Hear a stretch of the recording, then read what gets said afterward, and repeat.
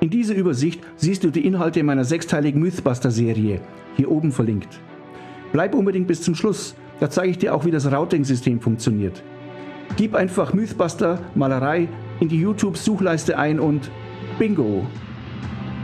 Hole dir unbedingt das gratis Cheat Sheet zur Serie, die es übrigens auch in Aquarell gibt. Du kannst auch mit Öl auf deinem Aquarellpapier arbeiten. Und wie das geht, zeige ich dir hier. Du bist Aquarellist? Möchtest endlich mal Öl ausprobieren?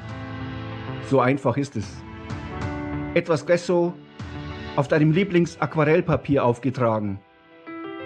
Die Körnung, die du magst. Du brauchst noch 3 Grundfarben, jeweils warme und kalte.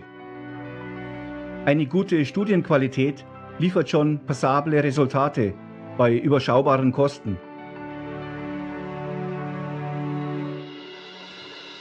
Trage es zweimal auf.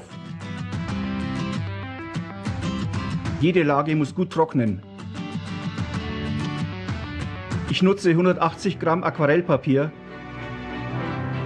Das nimmt meinen Drucker noch ganz gut auf.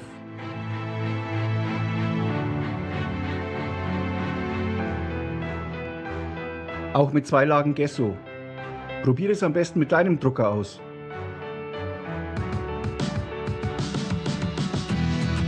Die Rückseite musst du nicht unbedingt präparieren, es gleicht nur die Spannungen aus. Oder du druckst es erst aus und präparierst diese Felder mit Gesso.